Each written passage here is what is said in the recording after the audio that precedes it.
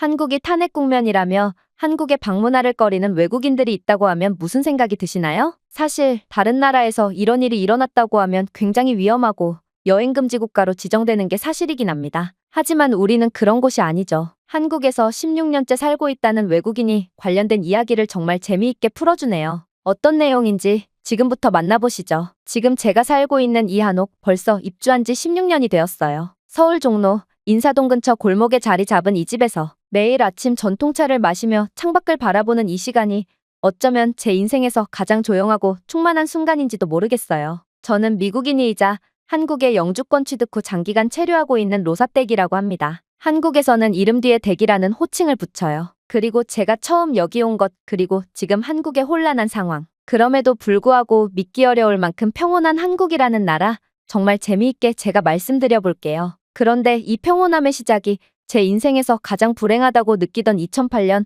월가에서의 해고였다는 게 때로는 저 자신조차도 믿기지 않을 때가 있어요. 그때 저는 뉴욕에 있는 대형 투자은행의 증권 매니저로 일하고 있었어요. 아무도 의심하지 않았던 성공한 커리어우먼의 전형이었죠. 솔직히 잘 나갔어요. 하루 평균 12시간씩 거래화면 앞에 앉아 있었고 돈을 더 벌고 싶어서 다른 나라 시장까지 매매하느라 시간이 부족할 정도였죠. 회의는 늘 타이트했고 점심은 늘 커피 한 잔으로 때웠어요. 그래도 만족했어요. 월급은 많았고 이름만 대면 다 아는 회사였고 스스로도 그런 삶을 꽤 괜찮다고 생각했거든요. 그런데 어느 날 갑자기 균열이 생겼어요. 2008년 서브프라임 모기지 사태로 미국 경제가 무너지기 시작했죠. 월가에서는 믿기지 않을 정도의 해고가 연일 이어졌어요. 아침마다 메일을 확인하면서 가슴이 철렁 내려앉는 사람들이 늘었고 회의실 분위기는 갈수록 무거워졌어요. 결국 저도 그 행렬에서 예외는 아니었어요. 정확히 기억해요. 그날은 금요일이었고 오전 10시에 인사팀에서 호출이 왔어요. 회의실에 들어가자마자 인사 담당자가 정중한 표정으로 봉투를 내밀었어요. 그동안 수고 많으셨습니다. 짧고 건조한 말이었지만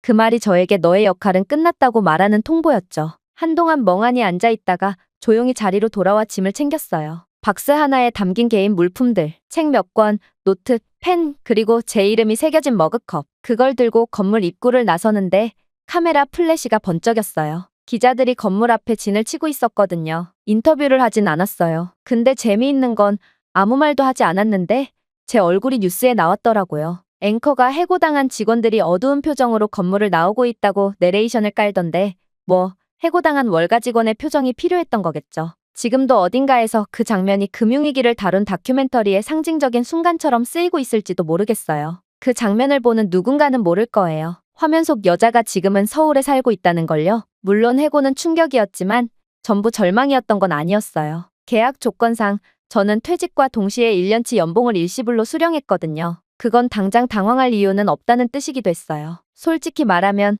하루하루가 무너지는 사람들 사이에서 저는 그나마 여유가 있는 편이었어요. 앞으로가 막막하다는 건 분명했지만 그래도 바로 생계를 걱정하진 않아도 되는 상태였죠. 지금 돌이켜보면 그 시간이 제 인생의 갈림길이었어요. 누구는 절망으로 주저앉았고 저는 잠깐 숨을 고를 수 있었던 거예요. 그래서 결심했어요. 일단은 아무 생각 없이 쉬기로요. 남편은 자동차 세일즈 대리점을 하고 있었는데 운영해봐야 망할 게 뻔한 상황. 당연히 정리해버렸어요. 마침 계약 갱신 기간도 도래했겠다. 그냥 폐업해버렸죠. 저랑 같이 쉬려고 말이죠. 쉬기로 한 이상 할 거면 제대로 쉬고 싶었어요. 무작정 집에만 틀어박혀 있기엔 그동안 너무 숨가쁘게 달려왔고 어디서부터 다시 시작해야 할지 감도 잡히지 않았거든요. 그래서 결국 결정했어요. 세계 여행을 떠나보기로요. 그 당시 저처럼 해고된 동료들 사이에서도 일단 나가서 바람 좀 쐬자는 분위기가 있었어요. 앞이 안 보이는 상황이었지만 그럴수록 더 넓은 세상을 보고 싶다는 마음이 강했어요. 근데 막상 여행지를 고르려니 쉽지 않았어요. 2008년 당시엔 미국발 금융위기가 전 세계로 퍼지던 중이었거든요. 제가 몸담았던 회사만 무너진 게 아니라 유럽,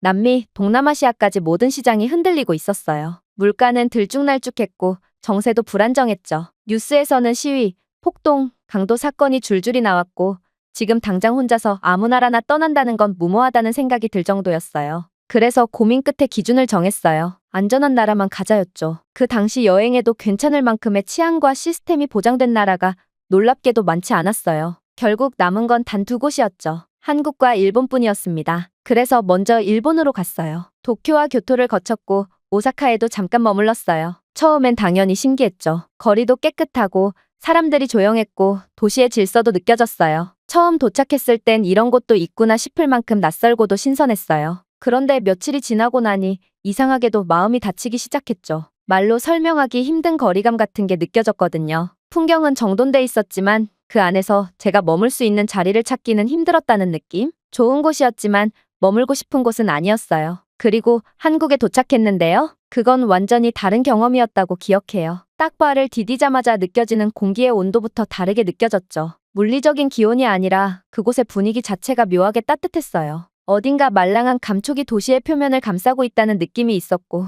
그게 제 마음속에도 스며들었어요. 그냥 이렇게밖에 표현할 수밖에 없네요. 처음부터 강하게 끌렸어요. 이유도 설명도 되지 않았지만 이상하리만치 그곳에 있고 싶었어요. 무엇보다도 저는 종로라는 지역에 단번에 매료됐어요. 인사동, 경복궁, 삼청동, 북촌 그 모든 이름들이 지금도 제겐 특별해요. 당시에 저는 뉴욕의 마천루 사이에서만 살아왔고 금속과 유리로 만든 건물들 사이에서 하루를 보냈어요. 그런 현대적 구조물들은 이제 제 눈에 아무런 감흥도 주지 않았거든요. 근데 한국에선 마치 시간이 잠시 멈춘 듯한 공간들이 있었어요. 한옥마을의 낮은 처마 밑에서 그림자가 길게 들이우는 걸 바라보는 순간 저는 그 자리에 멈춰버렸어요. 돌담을 따라 걷는 길에서 들리는 발소리, 전통 찻집 앞에 매달린 목재 간판, 하늘을 가로막지 않는 낮은 지붕 아래서 느껴지는 해질녘의 바람, 그건 제가 뉴욕에서는 단 한 번도 경험하지 못한 감각이었어요. 특히 인사동의 뒷골목, 거기에는 작고 조용한 찻집들이 줄지어 있었고 그중 한 곳에 들어가 말없이 자리를 잡았어요. 따뜻한 유자차 한 잔을 마시며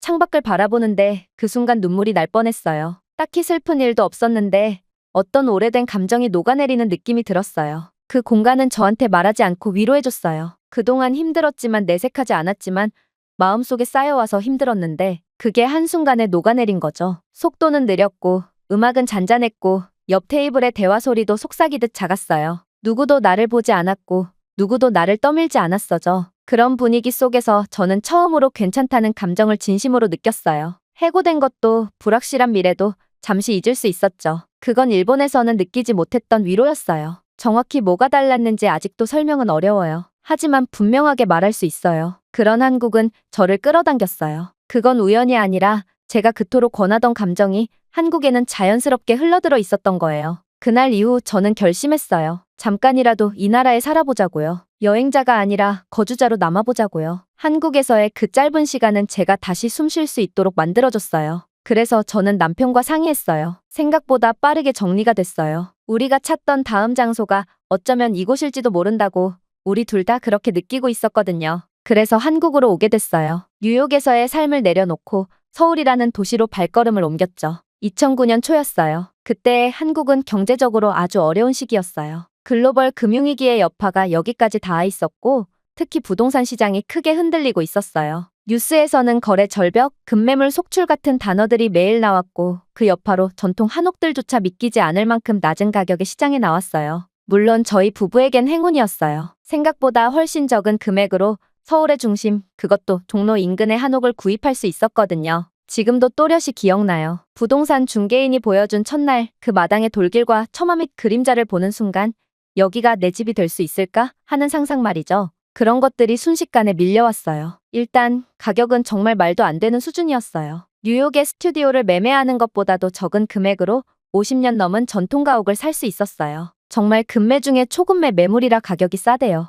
그래서 그 자리에서 매수해버렸죠. 나중엔 한국 사람들조차 어떻게 이런 집을 이 가격에 샀느냐며 물어볼 정도였으니 확실히 저렴한 것 맞았어요. 그래서 저는 그냥 웃으며 말하죠. 내 인생 최고의 투자가 됐다고. 가격은 비밀이라고 말이죠. 그렇게 시작된 한국 생활이 어느새 15년째를 맞고 있어요. 비자 문제는 투자 비자로 해결했어요. 한국에 작은 사무실을 차리고 거기서 금융거래를 하며 수익을 발생시켜 한국에 세금을 내죠. 그렇게 매출 규모를 키웠고 한국에 적법하게 세금을 납부하는 회사의 대표가 우리 부부니까 우리는 정당하게 영주권을 받을 수 있었어요. 그리고 2025년인 지금 아직도 이 집에서 같은 창을 바라보며 매일 아침을 시작하고 있어요. 그 사이 한국 사회에도 참 많은 일들이 있었어요. 저는 외국인으로서 한국에서 2번이나 상상도 못할 큰 정치적 변화를 지켜봤어요. 한 번도 아니고 2번이나요. 탄핵이라는 말도 안 되는 정치적 이슈죠. 대통령이 자리에서 물러나는 일이라는 게 영화나 역사책에서 보는 일인 줄만 알았는데 그 일이 이곳에서 실제로 일어났어요. 그런데 심지어 그것도 폭력 없이 말이에요. 처음엔 충격이었어요. 정말 나라가 마비되는 줄 알았고 당연히 군대가 동원되거나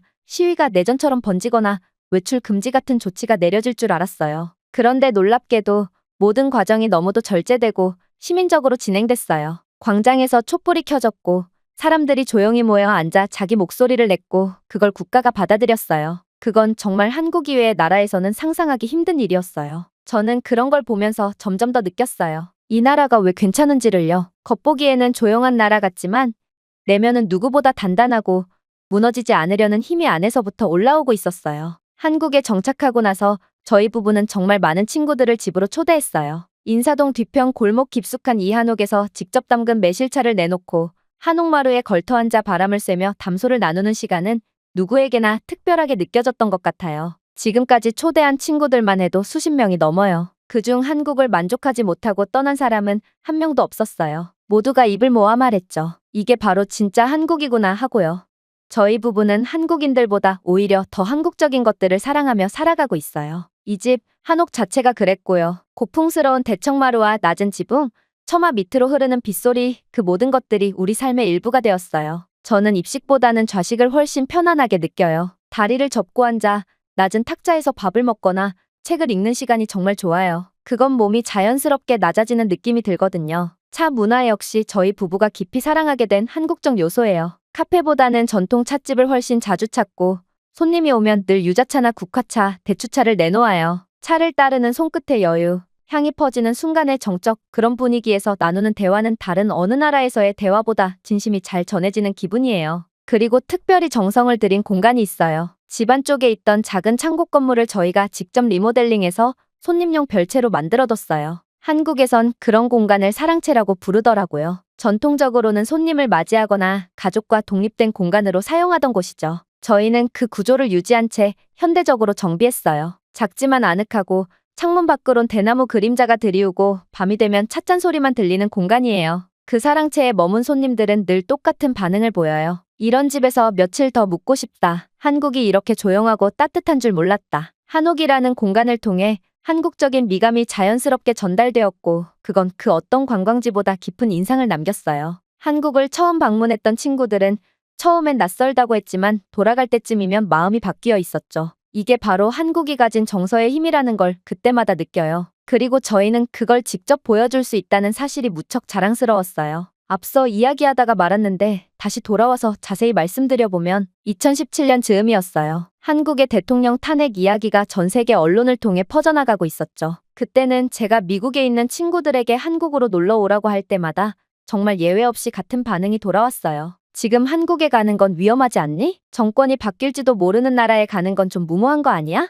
혹시라도 시위에 휘말리면 어쩌려고 그래? 다들 걱정스러운 말투로 그렇게 말했어요. 그 말을 들을 때마다 저희 부부는 조금 이상하다는 생각을 했죠. 물론 한국에서 큰 정치적 사건이 벌어지고 있다는 건 우리도 잘 알고 있었어요. 탄핵이라는 단어가 주는 충격의 무게도 이해하고 있었죠. 하지만 실생활은 전혀 달랐거든요. 우리는 그 시기에도 매일 아침 커피를 마시고 시장에 가서 반찬거리를 사고 근처 공원에서 산책을 했어요. 누군가가 시위를 하고 있는 곳을 직접 보지 않는 한 일상은 아무것도 변한 게 없었죠. 마트는 정상 영업을 했고 대중교통들은 여전히 아무런 변함 없이 운행되고 있었어요. 심지어 우리는 집을 리모델링 중이었고 인부들이 와서 평소처럼 일하고 갔어요. 물론 주말이 되면 상황은 좀 달랐어요. 토요일이나 일요일이 되면 종로 일대에서 집회가 자주 열렸거든요. 버스로 만든 차벽이 골목 어귀에 세워졌고 경찰이 수백 명 단위로 투입돼 통행이 제한되는 경우도 있었어요. 집 부근이 시끌벅적했고 때로는 외출이 번거로워지기도 했어요. 하지만 그게 전부였어요. 누구도 공격적이지 않았고 폭력이 일어난 것도 아니었어요. 오히려 그 질서 있는 분위기가 인상적이었죠. 집회에 참여한 사람들은 피켓을 들고 조용히 행진했고 경찰은 침착하게 그 경로를 따라가며 정리를 도왔어요. 그런데 미국이나 유럽에 있는 지인들의 시선은 전혀 달랐죠. 그들 눈에 비친 한국은 마치 폭동이 벌어지고 있는 나라처럼 보였던 거예요. 뉴스에서 나오는 건 상징적인 장면, 소리 높여 외치는 사람들, 촛불의 물결, 그런 이미지뿐이었으니까요. 그걸 본 사람들은 한국에 오면 다치는 줄 알았대요. 심지어 어떤 친구는 지금 한국에 있으면 대피 권고를 받는 거 아니냐고 물어봤을 정도였어요. 실제로 이 모든 일이 벌어지는 동안 저희 부부는 그저 한옥의 마루에 앉아 따뜻한 차를 마시고 있었어요. 밖에서는 시대가 바뀌고 있었고 안에서는 평온한 시간이 흘러가고 있었어요. 그리고 2025년 우리는 또다시 비슷한 상황을 겪고 있어요. 거의 10년이 지났는데도 과거 안전했던 한국이 소문이 안 났는지 여전히 많은 외국인 친구들은 한국에 정치적 이슈가 있다며 한국에 오면 큰일 나는 줄 알아요. 심지어 지인 중 한 명은 두 번째 그러는 건데 괜찮겠냐며 미국으로의 잠시나마 귀국을 권유했죠. 저는 정말 아니라며 웃으며 상황을 설명했지만 한국은 확실히 상식 바뀐 나라죠. 좋은 의미로다가요. 우리 부부는 여전히 이 집에 있고 늘 그렇듯이 차를 마시고 손님을 맞이하며 평범한 일상을 이어가고 있어요. 그게 바로 한국이 특별한 이유예요. 비슷한 정치 문제로 내전을 겪은 나라가 얼마나 많은데요. 수단에선 권력 충돌이 대규모 유혈 사태로 번졌고 리비아에선 정권 붕괴 이후 나라 전체가 무너졌고 예멘은 지금도 정부군과 반군 사이에 내전이 이어지고 있어요. 그러니까 제발 한국을 그런 나라들과 같은 선상에 두지 말아주세요. 여기는 달라요. 시민들이 성숙하고 시스템이 단단하고 무엇보다 질서를 유지하려는 의지가 사회 전체에 흐르고 있어요. 혹시라도 지금 이런 이슈들 때문에 한국에 오기를 망설이고 있다면 그 걱정은 접어두셔도 괜찮아요. 한국은 정말 괜찮은 나라예요. 그리고 망설이고 있는 누군가가 있다면